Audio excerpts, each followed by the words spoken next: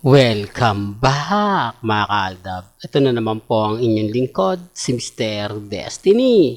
At magbibigay po tayo ng pinakamainit na update po ngayon sa social media.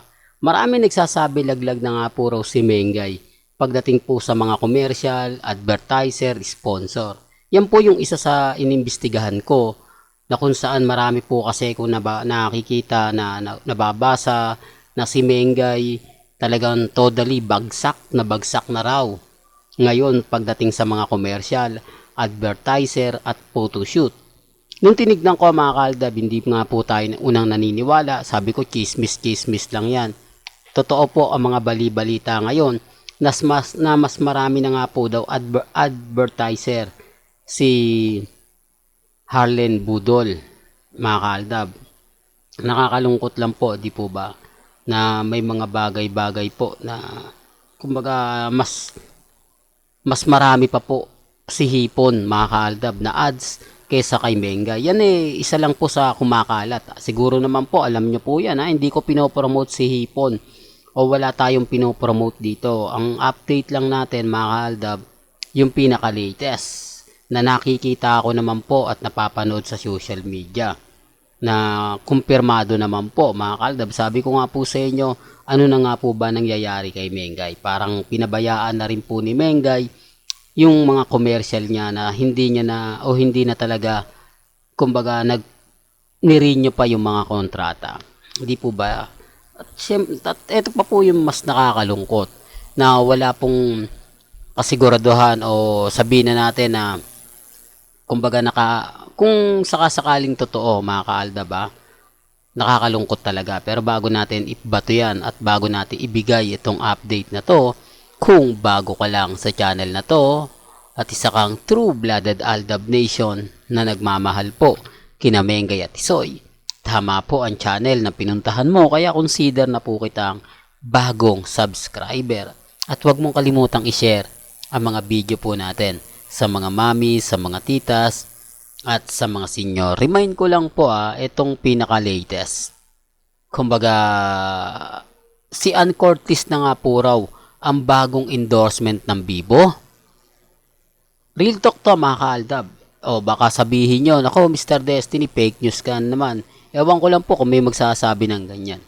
Di po ba? Pinangunahan na natin para hindi naman po sila mag-aanga-anga kapag nagsabi sila, hindi, si Mengay pa rin.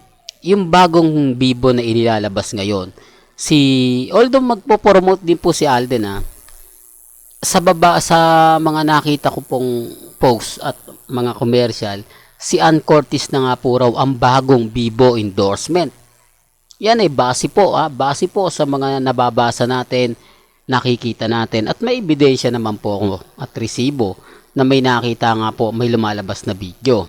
Sinasabi ko lang po ito para po sa kaalaman ng lahat. Dahil sabi nga nila, mukhang iba na nga po si Mengay ngayon. Parang simula nga po na nagkaroon ng matinding sarswela o kasalan serye, kumbaga nag-alisan na. Parang kumbaga nagbagsakan na. Sabi ko nga po sa inyo mga kaaldab, although sinasabi ng iba, wala namang problema yan Mr. Destiny, mayaman na si Mengay, kumbaga normal lang yan. Hindi, parang talagang nagkaisa yung mga advertiser kay Mengay.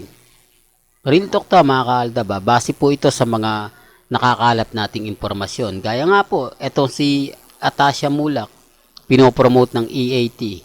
Siya ngayon ang pinakapaborito at masasabi natin na ipapalit nga po talaga kay Mengay.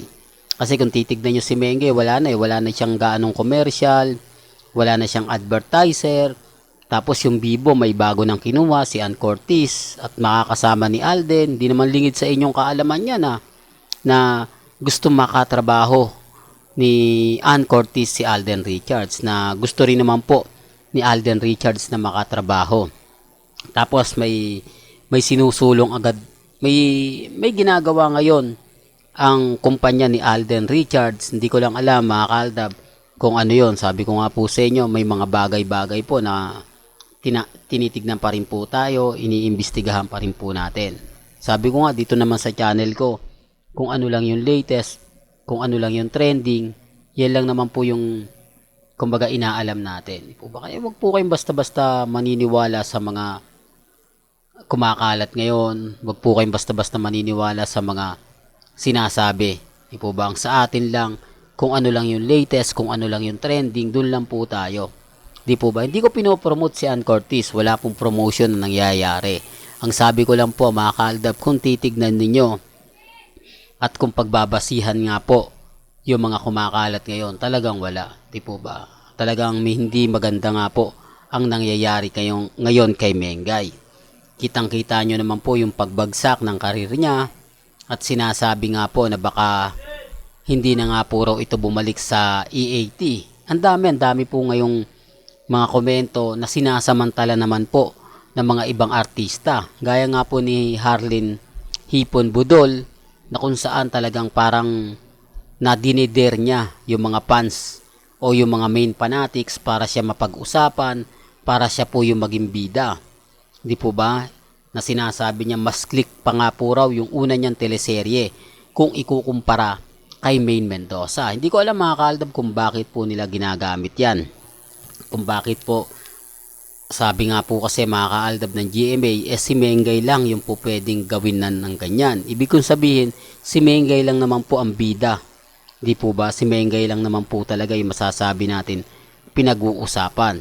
Kaya nga po, sinasawsaw pa rin po nila yung pangalan na ang nakakalungkot nito, syempre, commercial yun ni Mengay. Advertiser ni Mengay yun.